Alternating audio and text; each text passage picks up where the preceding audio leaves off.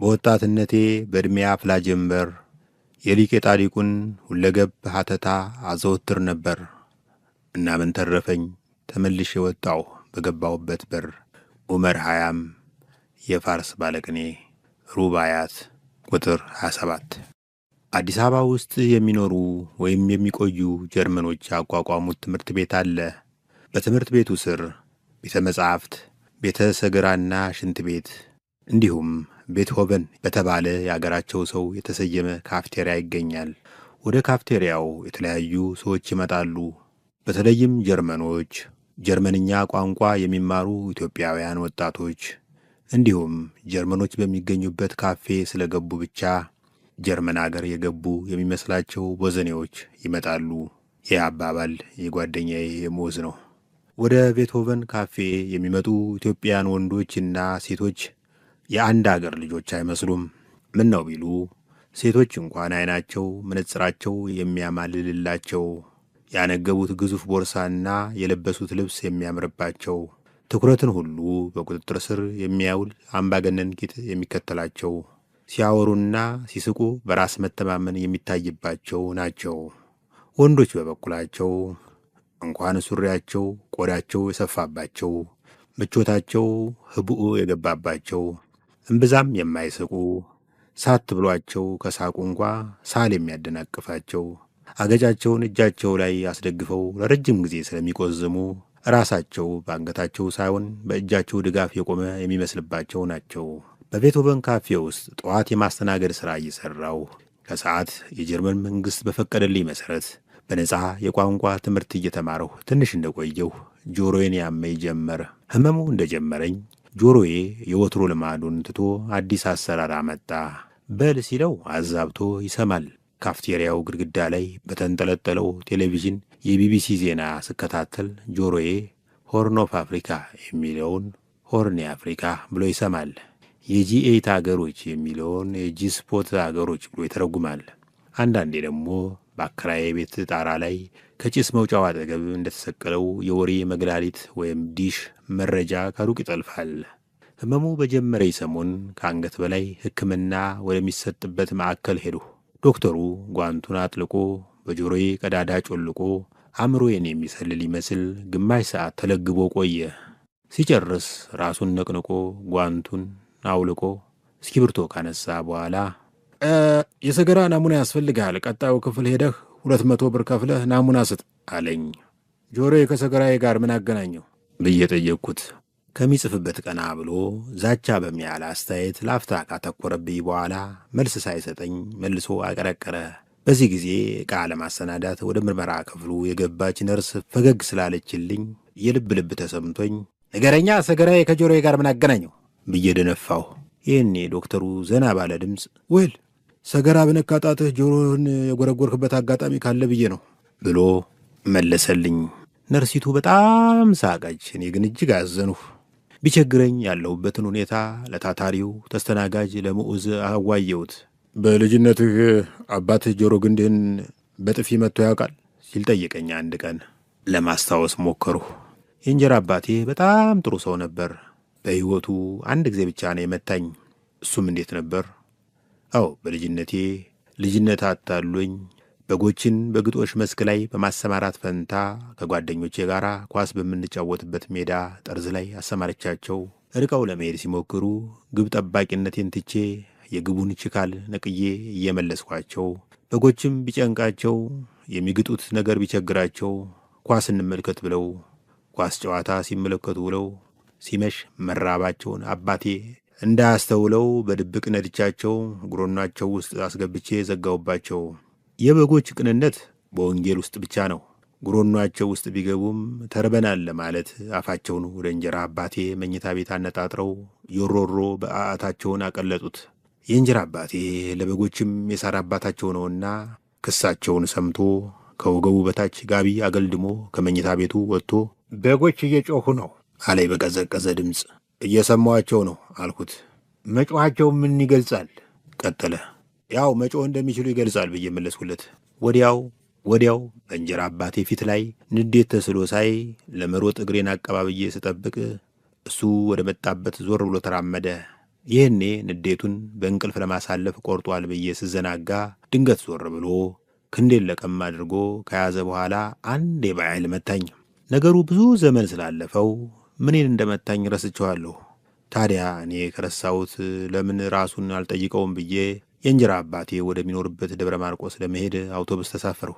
ደጀን ላይ ስደርስ ግን ቂጤን በካልቾ እንደመታኝ ትዝ አለኝ። ተመለሱ።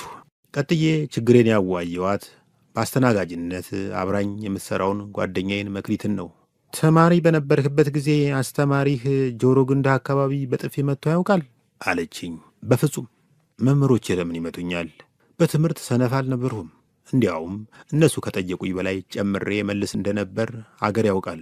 ለምሳሌ የምድር ልኬት መምህሬ የራስ ዳሽን ተራራ ቁመት ስንት ነው ብለው የጠየቁኝ እንደሁ ሰሞኑ ረዝሞ ካልሆነ በቀር ያለፈው መጋቢት ከባህር ጠለል በላይ 400 ሜትር ከፍታ ነበረው ብዬ እመልስላቸዋለሁ። አቅፈው ይስሙኛል። ትንሽ የሚያዳግቱኝ የትምህርት አይነቶች ቢኖሩ መዝሙርና ስፖርት ናቸው። በእነዚህ ትምህርቶችም ቢሆን ጆሮ ግንዴን በጥፊ እስከ ማስመታት የሚያደርስ ውጤት አልነበረኝም። የመዝሙር መምሬ አንድ ቀን ሳንጎራጉር በጥሞና ከሰሙኝ በኋላ ተሰጥኦዬ የጉሮሮ ሳይሆን የመዳፍ መሆኑን ገልጠው ጓደኞቼ በህብረት ሲዘምሩ እኔ በጭብጨባ ብቻ እንድሳተፍ መከሩኝ። ስፖርት አስተማሪያችን በበኩላቸው ወደ መስክ ይዘውን ይወርዱና በተሸበለለ አዲስ ዘመን ጋዜጣ ወዲያ ማዶ እየጠቆሙ ያን ግራር ዞራችሁ ተመለሱ ይሉናል። ግራሩ ላይ ደርሰን እስክንመለስ እሳቸው የዕለቱን ርዕሰ አንቀጽ የማንበቢያ ፋታ ያገኛሉ። እኔ ብዙ አቅም አልነበረኝምና ትንሽ ሮጥ እንዳልሁ ከቀበቶ ማሰሪያዬ ግድም ያደፈጠ ውጋት ጠቅ ያደርገኝና እጆቼን ወገቤ ላይ አኑሬ እቆማለሁ። መምህሩ ይህን ቢያዩ ተማሪዎች በሁለተኛው ዙር ሩጫ ግራሩን ትተው እኔን ዞረው እንዲመጡ ሐሳብ አቀረቡ።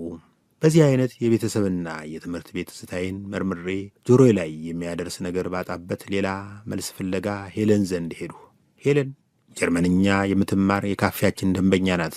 ከባድ የጦር መሳሪያ በቅርብ ርቀት ጮኸብህ ያውቃል ብላ ጠየቀችኝ። ይህ ጥያቄ ከጦርነት ጋር የተቆራኘውን ትዝታዬን ያሳስበኛል። 12ኛ ክፍል ስደርስ ከአንዲት ተማሪ ጋር የአይን ፍቅር ያዘኝ። ልጅቱን መጠየቅ መምህራንን እንደ መጠየቅ ስላልቀለለኝ ዝም ብዬ ስደናበር ማትሪክ ወደቁ። ይህ በእንዲህ እንዳለ አገራችን በድንበር ውዝግብ ምክንያት ከጎረቤት አገር ጋር ጦርነቱ ስለገባች በእግረኛ የጦር ክፍል ለመዝመት ተመዘገቡ። ለምን ለመዝመት እንደወሰኑ እስካሁን በውል አልተገለጠልኝም። ምናልባት ማትሪክ በመውደቄ ያጣሁትን ክብር በአርበኝነት ክብር ለማስመለስ ይሆናል። እናቴ ለመዝመት ማቀዴን ስትሰማ በድንጋጤ ትወድቃለች ብዬ ስላሰቡ ከኋላ ደግፎ የሚያስቀራት ሰው ሁሉ አሰናድቼ ነበር። እናቴ እግሬ ላይ ወድቃ ጎረቤቱን አገሩን አስተባብራ ታስቀረኛለች ብዬ ተስፋ አድርጌያለሁ።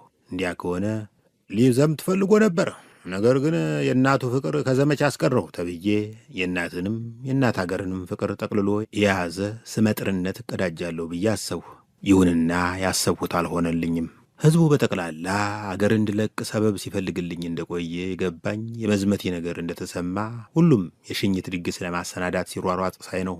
እናቴ በድንጋጤ በመውደቅ ፈንታ ለስንቅ የሚሆን ዳቦ ቆሎ ለመቁረጥ ስታቅድ የቀኝ ጎረቤታችን ሊጥ፣ የግራ ጎረቤታችን መቀስ ለማዋጣት ተስማሙ። ገብስ ከጥይት የሚከላከል ይመስል አጎቴ አንድ ከረጢት በሶ ለማበርከት ቃል ገባ። የመሸኛው ቀን እየተበላ እየተጠጣ ወታደራዊ ምክር ይዋጣ ጀመር።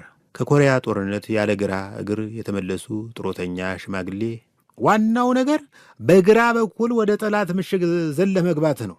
ጠላት እንዲህ ያለ ዱብዳ ሲገጥመው የያዘውን ጥሎ መፈርጠጡ አይቀርም አሉኝ። ኮንጎ ዘምተው የተመለሱ ሽማግሌ ግን ወደ ጠላት ምሽግ በመዝለሌ ነጥብ ላይ መስማማታቸውን ገልጸው ይሁን እንጂ በግራ በኩል ሳይሆን በቀኝ በኩል ቢዘል ይሻላል የሚል ሐሳብ አቀረቡ። ወዲያው በግራ በኩል ይዝለል ወይስ በቀኝ በኩል የሚለው ሐሳብ ለአንድ ሰዓት ያህል አከራከረ። ክርክሩ መቋጫ ሳይገኝለት ስለመሸ ሽማግሌዎችም ስለደከማቸው በተመቸኝ አቅጣጫ በኩል እንድዘል ወስነው ወደ ቤታቸው ሄዱ።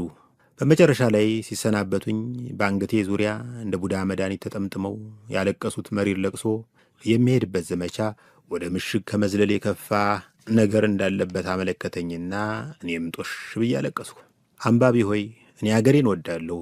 አገር ሲኖር ነው የሻይ ማለቢያ ማሽን የሚኖረው። የሻይ ማለቢያ ማሽን ሲኖር ነው አስተናጋጅም ተስተናጋጅም የሚኖረው። ያም ሆኖ የአገርን ሉዓላዊነት በደም ማስጠበቅ በሚለው አላምንም። ከሚገረዝበት ቀን በቀር የወንድ ልጅ ደም እንዲፈስ አልፈልግም።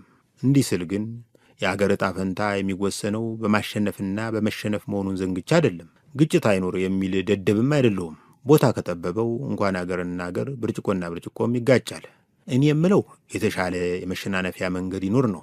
ለምሳሌ ሁለት አገሮች በድንበር ቢጣሉ ከአወዛጋቢው ድንበር 42 ኪሎ ሜትር ርቀት ላይ ወታደሮቻቸውን ያሰልፉና ወደ ድንበሩ አቅጣጫ እንዲሮጡ ይዘዟቸው። ቀድሞ ሮጦ ወደ ድንበሩ የደረሰውን ወታደር ያሰለፈች አገር አወዛጋቢውን መሬት ትውሰድ። የለም ያለ ጠብ አይሆንም ከተባለ ደግሞ ወታደሮች ከባድ መሳሪያቸውን ትተው ትግል እንዲገጥሙ ይደረግ። ብዙ ወታደር የተዘረረባት አገር አወዛጋቢውን መሬት አሳልፋ እንድትሰጥ ይሁን። መቼም ይህን አሰብሁት እንጂ ለባለሥልጣኖች አልተናገርሁትም። ይህን ከመናገር ይልቅ ወደ ማሰልጠኛ ጣቢያ ይዞን ከሚሄደው የጭነት መኪና ላይ ወደ መሬት መዝለል ቀለለኝ። ያኔ መሬት ያረፉት በጆሮ ግንዴ በኩል ይሆን እንዴ?